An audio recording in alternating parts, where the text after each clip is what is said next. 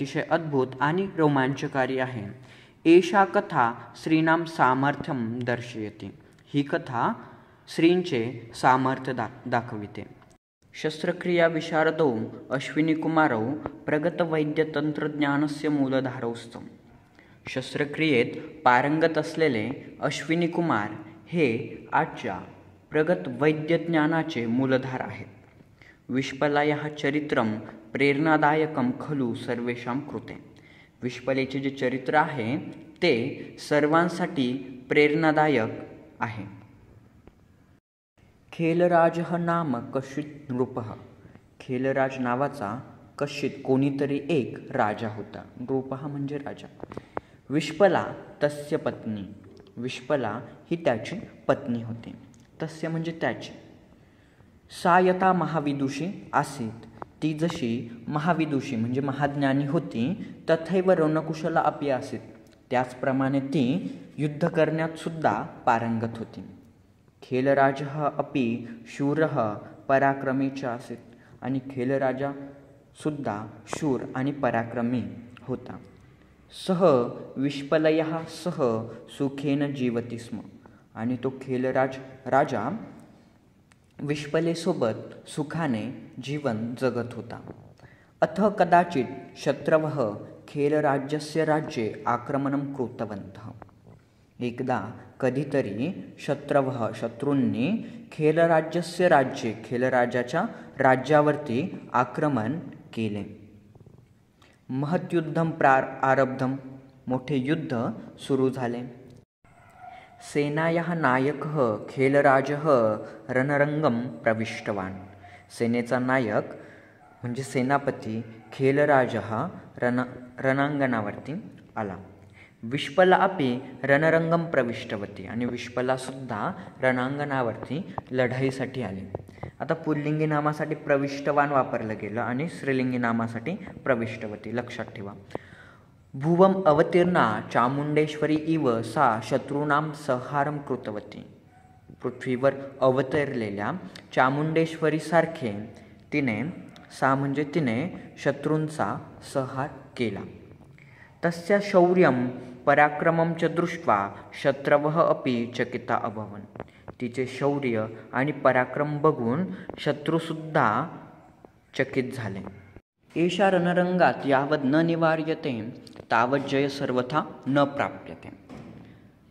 शत्रुसैनिक विचार करत होते की एषा रणांगणात म्हणजे हिला रणांगणातून बाजूला केले जात नाही तावत् जय सर्वथा न प्राप्यते. तोपर्यंत जय अजिबात मिळणार नाही. इति चिंतयित्वा असा विचार करून शत्रुसैनिकाः युगपत् आक्रम्यं ताम अवरुद्धवन्तः.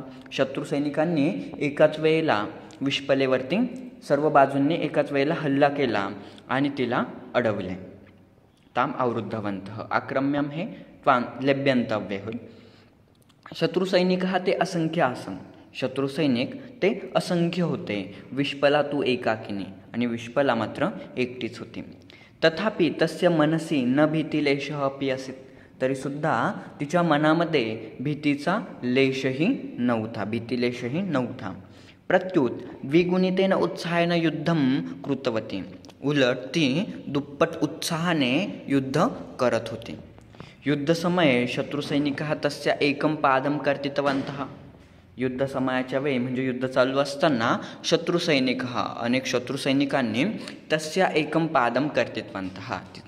विश्पलेचा एक पाय कापून टाकला. अनन्तरम् इतः परम् एतस्य कारणात् पीडा न भविष्यति इति निर्णयं कृत्वा ते शिबिरं प्रति गतवन्तः. अनंतरम त्यानंतर इतः परम म्हणजे इथून पुढे एतस्या कारणात हिच्या कारणामुळे पीडा न भविष्यति म्हणजे हिच्यामुळे आपल्याला पीडा त्रास होणार नाही इति निर्णयं कृत्वा असा निर्णय करून शत्रुसैनिक जे आहेत ते शिबिरम प्रतिगतवन्तः. जे शत्रुसैनिक आहे ते त्यांच्या शिबिरात पुन्हा गेले. यद्यपि विश्पलयः पादः भग्नः तथापि सः हतोत्साहः न जाता. यद्यपि म्हणजे जरीसुद्धा विष्पलय हा पादः भग्न, विष्पलेचा पाय भग्न झाला होता म्हणजे तुटला होता, तथापि सा हतोत्साह न जातः, तरीसुद्धा तिचा उत्साह नष्ट झालेला नव्हता. चैतन्यमूर्ती सा वीरांगना एव आसीत, चैतन्यमूर्ती असलेली अशी ती वीर स्त्री होती. श्व मया युद्धम करणीयम एव, उद्या मला युद्ध करायलाच हवे इति निश्चिंत्य सा पादम पुनः प्राप्तुमैच्छत, उद्या मला युद्ध करायलाच हवे असा निश्चय करून सा पादम पुनः प्राप्तुमैच्छत, ती तो पाय पुन्हा मिळवावा अशी तिची इच्छा होती. अतः सा निश्चलतया उपविश्य अश्विनीकुमारयोः ध्यानं कृतवती. म्हणून सा निश्चलतया उपविश्य, ती काहीही हालचाल न करता स्तब्ध बसून राहिली. अश्विनी कुमारयोः ध्यानं कृतवती, आणि नंतर तिने अश्विनी कुमारांचे ध्यान केले. तस्याः भक्तेकारणात् अश्विनी कुमारौ लोहयुक्तं पादं योजयित्वा तां यथापूर्वं कृतवन्तौ. तिच्या भक्तीच्या कारणामुळे अश्विनी कुमारांनी लोहयुक्तं पादं योजयित्वा, लोखंडाचा पाय तयार करून तिला यथापूर्वं कृतवन्तः, तिला पूर्वीप्रमाणे केले. एतस्मात् विष्पला यथापूर्वं चलितुं युद्धं कर्तुं च समर्था जातः.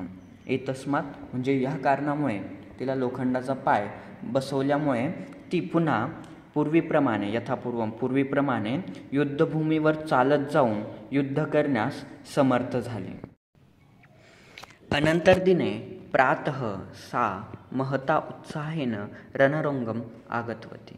अनंतर दिने दुसऱ्या दिवशी प्रातः सकाळी सहा महता उत्साहेनं, ती मोठ्या उत्साहाने रणांगणावरती आली. रणरंगे ताम दृष्ट्वा एव शत्रुसैनिकः चकिता भीता च.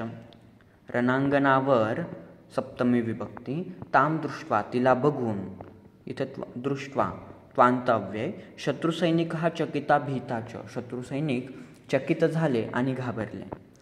तस्या दर्शनमात्रेन एव तेषां धैर्यं नष्टं जातं. तिच्या दर्शनानेच, केवळ दर्शनानेच शत्रुसैनिकांचे धैर्य नष्ट झाले.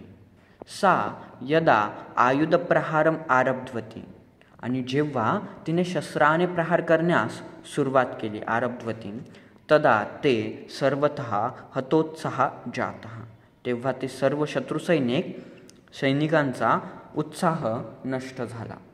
विष्पला शत्रून् कदलीवृक्षान् एव लीलया कर्तितवती. विष्पला शत्रुसैनिकांना केळीची झाडे जशी कापावी तसे सहजतेने ती शत्रुसैनिकांना कापत होती.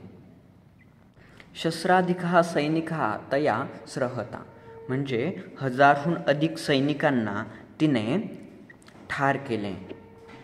एवं विष्पलयः शौर्यस्य कारणतः तस्मिन् युद्धे खेलराज्यस्य एव जयः अभवत्. एवं विष्पलयः शौर्यस्य कारणात, अशा प्रकारे विष्पलेच्या शौर्यामुळे तस्मिन् युद्धे, त्या युद्धामध्ये खेलराजाचा जय झाला, विजय झाला.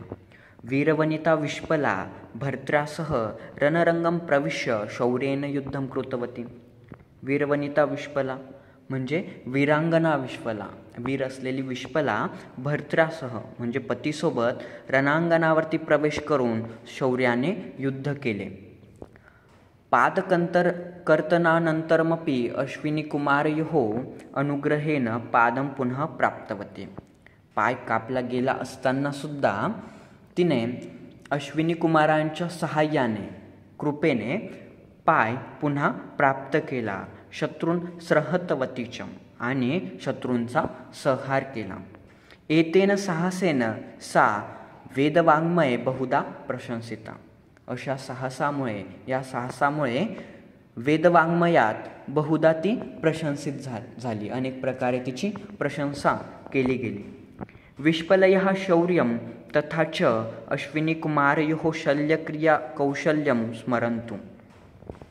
विष्पलेचे हे शौर्य आणि अश्विनी कुमारांचे शस्त्रक्रियेतील कौशल्य स्मरंतु यांचे स्मरण करा. अस्मान उपदिशती इतिहास असे आपल्यांना इतिहास सांगत आहे.